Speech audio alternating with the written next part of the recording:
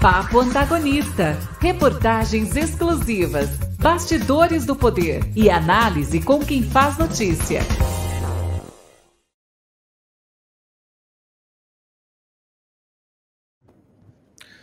Muito bem, boa noite. Bem-vindo ao Papo Antagonista, Rodrigo Natali, que é estrategista-chefe da Inversa. Bem-vindo. Obrigado, Cláudio. Prazer estar com vocês aqui. O prazer é todo meu. Acompanha o nosso papo aqui, participa dele também o Antônio Timóteo, que é o nosso repórter de economia do Antagonista. Natali, só para começar, nós tivemos ontem o anúncio do Copom, subiu 1,5 ponto percentual para surpresa de ninguém no mercado, né, porque o mercado já vinha pressionando o Banco Central. A gente teve com o Pedro Cerise aqui na segunda-feira, alertando para essa nova modalidade aí de regulação da política monetária no país, né? A gente tá vivendo tempos modernos ou tempos estranhos, como diria o ministro Marco Aurélio Mello, o ex-ministro Marco Aurélio Mello, mas é o seguinte, 1,5 ponto, você escreveu um artigo já, ainda ontem, antes até do anúncio, né? Um artigo que eu gostei bastante, dizendo que não adianta nada, né? Que esse 0,5 ponto percentual não adianta nada neste momento, fazendo uma crítica muito severa ao comportamento do Banco Central, que não atuou quando deveria, e agora tenta correr atrás do prejuízo, né? Ele está atrás da curva de juros, que já está lá em cima, mas você ressaltou que qualquer coisa que se faça agora só vai ter impacto daqui a 6, 9 meses, né? Então, por favor, explica um pouquinho e, obviamente, faça a sua crítica, porque aqui a gente não fica, aqui não é igual os meios tradicionais comerciais, que a gente fica repetindo a versão oficial, não. Aqui a gente bota o dedo na ferida. Então, por favor, a ferida é sua, o dedo é seu. Quer dizer, a ferida não é sua, não, é do Roberto Campos Neto, mas o dedo é seu. Pode colocar ele. Obrigado, Cláudio. Acho que o ponto maior que a gente queria fazer aqui, que eu quis fazer, é que o BC errou quando caiu demais os juros lá no ano passado. Ele demorou para começar a subir e durante todo esse período o mercado sempre pediu para ele fazer aquilo que ele acabou fazendo. Até pediram para ele cair mais os juros que 2%, né? Levando a 0%. Uma parte do coro das pessoas pedia isso. E agora, né, nesse movimento, né, de alta, o mercado veio pedir 1,5%, né, aquele encoro depois daquela gafe do Paulo Guedes, onde ele disse que estouraria o teto de gastos, coisas que todo o mercado sabia que eventualmente iria acontecer, né? A única parte da agenda do presidente que era quase certeza que se consolidaria, né? As privatizações eram dúvidas, as reformas eram dúvidas, mas algum tipo de auxílio viria. E a única forma de passar esse auxílio ia ser via algum tipo de estouro de gastos. Então, isso por si só não deveria ser uma novidade. Mas a forma como foi feito e como foi comunicado foi muito ruim, e na sequência desse movimento, o mercado como um todo veio pressionar o BC a fazer uma alta de 1,5 pontos percentuais na reunião de ontem, o que ele acabou fazendo, o que, na minha opinião, tem um efeito mais negativo do que se ele mantivesse subindo de 100 em 100 vezes, mostrando que ele tem um plano, que ele sabe o que está fazendo, que ele está vendo a economia de uma ótica de mais médio prazo, menos reativa e curto-prazista, como muitos desses players que trabalham em fundos, em bancos com posições proprietárias pensam. Eles pensam muito no amanhã, no reativo, no agora, e acabou, infelizmente, seguindo, né, ao coro, entregando aquilo que eles pediram, né, e a reação do mercado hoje mostra que fazer isso não vale a pena, porque hoje o mercado está reagindo muito mal. A gente está tendo uma disparada das taxas de juros mais longas, né, que precificam, dão base aí para os CDBs, para os empréstimos, então fazendo com que a economia inteira sofra, a bolsa indo para as mínimas recentes, o dólar também subindo com força. Então, mesmo quando ele faz o que o mercado pede, o mercado que pediu várias coisas para ele e se mostrou errado consecutivas vezes, mesmo assim as coisas dão errado. Então, o que a gente gostava de pedir aqui é que o BC confie no seu taco, que ele faça aquilo que ele acha melhor e que ele tenha paciência, porque esse jogo de urgência, ele parece que é verdadeiro, mas ele não é. Assim, todo tipo de alta de juros, ela leva um tempo para fazer efeito na economia. Normalmente demora 6 meses, 9 meses. Então, só agora que a gente está começando a sentir o efeito prático das primeiras altas ali, quando ele saiu de 2% para 2,5% e 3%, eventualmente nas reuniões seguintes. Então, ter essa reação agora para uma coisa que acabou de acontecer não faz sentido. E as altas de juros têm um preço, né? A nossa dívida, uma grande parte dela, ela é pós-fixada, então quando você sobe juros a mais, automaticamente você começa a gastar mais dinheiro, né? E o custo do que está implícito nos preços aí, né? Que o juro para daqui a um ano saiu de 9,5% para 12,5% que está agora, esses 3% a mais, dá quase 201 bilhões de reais a mais de custo para pagar a dívida. E se você pensar, o mercado está reagindo a um estouro de uma meta de 31 bi, 61 bi, fazendo com que todo mundo pague 200 bi a mais. Não faz muito sentido, né? Deixa eu te interromper rapidamente para colocar na tela um gráfico que você ilustrou o teu artigo, que eu acho que ele é importante porque ele exemplifica o risco de recessão em função desse tipo de política. Por favor, explica para nós. Sem dúvida, né? Esse gráfico é a diferença no mercado de taxa de juros futuras, né? Da taxa esperada para daqui a 10 anos e na taxa esperada para daqui a 2 anos. Normalmente, num país normal, as taxas mais longas, né, elas estão para cima, que você espera que o país cresça. Então, provavelmente, você tem que ter um certo prêmio ali nesses períodos mais longos, que você não sabe o que vai acontecer e a inflação pode escapar. E essas taxas o mercado determina elas. O mesmo mercado que determinou que eles deveriam subir os juros mais, e isso até foi refletido nesse mercado futuro, de que as pessoas esperavam que ele subisse até mais de 1,5% ontem, ao mesmo tempo que eles estavam incorporando essa demanda, eles estavam demonstrando uma preocupação com as taxas mais longas, pondo elas para baixo, o que, quando acontece, pode reparar que nesse nível que está no gráfico, a última vez que a gente viu isso acontecer foi em 2014 e 2015, ou seja, antes de um período de recessão econômica.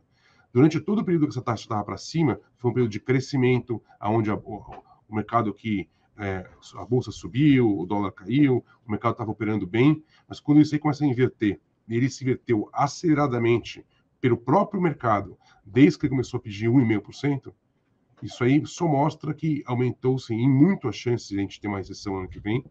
A gente teve casos até de alguns bancos que subiram a sua projeção de juros e mudaram a previsão do PIB de mais 0,5% para menos 0,5%.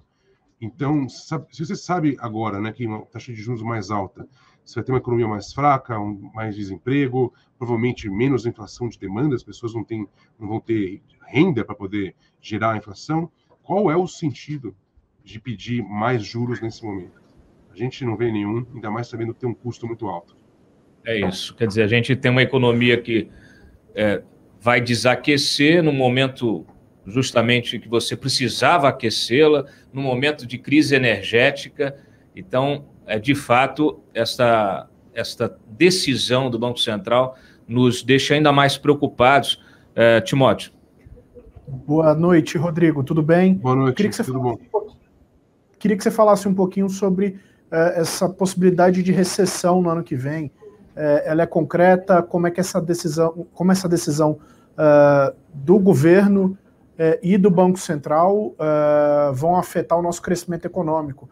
Ano que vem a gente vai ter, então, recessão? Deixa eu aproveitar e adicionar só uma coisinha aqui na pergunta do Timóteo, que tem tudo a ver com isso, porque a gente tem outras metas, né, também tão importantes quanto, que são, não é só meta de juros, né? A gente tem meta de crescimento econômico e meta de pleno emprego, né, de fomentar o pleno emprego. Então, por favor. Não, isso é verdade, o Cláudio colocou, é um risco a maior caso a gente tenha mudança de governo.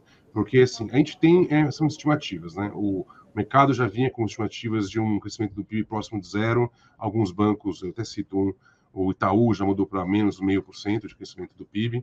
E você aumentando os juros mais. E o mercado reagindo como está reagindo agora, aumentando mais ainda, enquanto a gente está conversando aqui, e a bolsa despencando, tudo isso faz com que a chance de uma recessão aumente. Então, não dá para dizer que é certeza que vai acontecer, mas a probabilidade aumentou. E isso normalmente é um motivo para os bancos centrais serem mais estimuladores, né? Serem mais monetariamente amigos, vamos dizer assim, da economia, e não serem mais austeros, como eles fizeram. E antigamente, você podia até usar uma desculpa que o BC tem apenas uma meta, que é botar a inflação no centro da meta deles, que é para o ano que vem é 3,5%. Hoje em dia, as previsões estão em 4 e pouco, dentro da banda de cima, né, que a banda de cima é 5%, então a gente não está nem fora da meta para estar acelerando os juros, mas vamos supor que esse, como era antigamente, antes do BC ser independente, fosse o nosso único objetivo. Hoje não é mais assim. Um objetivo que o Banco Central tem é estimular a economia e tentar fomentar o pleno emprego. E o que acontece quando um Banco Central não cumpre uma das metas? Então, por exemplo, a gente não vai cumprir esse ano a meta de inflação. A meta de inflação para esse ano é o IPCA dentro do ano de 2021 em 5,25. A gente vai entregar algo acima de 9. Qual que é o rito? Né? Chegando no começo de janeiro, o Banco Central escreve uma carta para o Ministério na época da Fazenda, agora da Economia, e aí explicando os motivos, e o Banco Central e o governo podem aceitar isso. A grande vantagem que a gente teve agora com o Banco Central independente, né, sabendo que na prática, na relação entre ele e o Executivo, sempre há algum tipo de influência maior ou menor, isso em todos os países, mas na prática é que você intercala os mandatos. Então, o mandato do Rodrigo Campos, por exemplo, ele, se for levado até o fim, ele vai até 31 de dezembro de 2024, ou seja, 2 anos dentro do novo governo. Por que isso é importante? Porque você sabe que, se mudar o executivo, você tem uma consciência de que a política monetária ela vai manter a mesma, e isso dá mais estabilidade para o país, o que é positivo. O problema é que, se entrar um novo presidente, vamos supor que entre o Lula na próxima eleição, e com uma alta mais forte de juros aí, né, com 13%, você joga a economia em recessão. E com isso, você aumenta o desemprego e você não defende o crescimento econômico. Quando tiver essa carta do Rodrigo Campos, no começo de 2023, se explicando por que não atingiu a meta, o presidente tem, para a PEC 179, o poder de virar para o Congresso, para o Senado especificamente, e por maioria simples, eles podem votar para exonerar não só o presidente do Banco Central, como a diretoria do Banco Central. O que, na prática, tem um poder de cancelar esse grande efeito positivo que é ter um BC independente. Então, ao tomar esse tipo de atitude, né, de puxar os juros de forma mais forte, o BC está abrindo uma possibilidade, não é uma certeza, mas uma possibilidade de que um governo diferente possa tirá-lo e possa criar mais instabilidade. Você acha que um pouco isso que a gente está vivendo é um pouco ainda resultado dessa transição, dessa necessidade ainda do presidente do Banco Central se acostumar com a independência, né? Assim, igual você está ali, fez 18 anos, quer liberdade, quer sair com carro, quer ir para a balada e de repente você tem ali um resultado que não, né? Você fica bêbado, você bate o carro e depois tem que voltar para casa e pedir para o teu pai, olha, pô, e agora, né? O que eu faço? A gente é um tema árido, por isso a minha brincadeira, Natália. Eu estou tentando trazer essa realidade. Cada vez é mais necessário, né, a gente trazer essa realidade do mercado financeiro, porque cada vez a gente tem mais pessoas físicas transferindo ali a sua poupança para o mercado financeiro, investindo aí, né, em ações, investindo em Bitcoin, né, em cripto, enfim. Então, assim, é muito legal a gente poder ter esse bate-papo. Eu espero que ele aconteça várias vezes, para que vocês tragam essa visão e ensinem um pouquinho aqui para o nosso espectador, que eu tenho certeza que tem muitos aqui que são leigos, que têm tesão, têm curiosidade em entender como é que funciona, como se posicionar nisso aí, né? Então, assim, você citou uma coisa que é muito importante. a independência, lutamos, batalhamos, brigamos aqui para ter a independência do Banco Central, só que de repente isso acontece no momento em que você tem ainda um presidente do Banco Central muito ligado ao ministro, né, que foi ali colocado pelo ministro, debaixo da asa do ministro, um sujeito que, aliás, meses atrás, dizia nos bastidores que se o Guedes saísse, ele saía também, né, que era do mesmo time, etc. E agora precisa alcançar a maioridade, precisa agir como tal e ter de fato essa autonomia, né, como você até escreveu aqui. A função do Banco Central no mercado financeiro é que ele tenha vamos dizer assim, ele que tenha de se antecipar, né? Ele que tenha a prerrogativa de tomar as decisões e o mercado que tente adivinhar, que tente se posicionar, e não o contrário, né? Que a gente... Com certeza. Quando vê conversas, a gente ouve um áudio como aquele do André Esteves, do presidente do Banco Central, ligando para o banqueiro para saber o que ele acha, o que ele deveria fazer. Realmente tem alguma coisa aí para ajustar e não é pouca, né? Não, com certeza. Eu acho que o teste da maioridade para esse Banco Central independente vai ser quando a gente tiver um outro presidente, né? Até lá, ele está com os pais, né? Ele não está independente, né? Ele está próximo, igual você falou, do ministro da Economia, que ele tem um orçamento muito bom, então nada que ele fizer de muito errado vai ser punido. O problema é que ele tem andado com maus amigos, né? Que são os economistas que ficam pedindo coisas para ele, que ele faz e depois não dão certo, e aí eles pedem de novo, ele faz de novo. Então, não só foi a alta de 150 basis points, né? Até as intervenções no câmbio, que eles sugeriram que iam funcionar, que era só intervir e vender reserva. Teve um dia que ele vendeu 2,7 bi no mesmo dia e não adiantou nada. A gente está aqui com o dólar 20 centavos praticamente acima do nível que ele vendeu. Ou seja, gastou dinheiro à toa. E eu acho que um exemplo de um Banco Central já mais adulto é o Banco Central Europeu, que hoje tomou uma decisão que foi contra o mercado.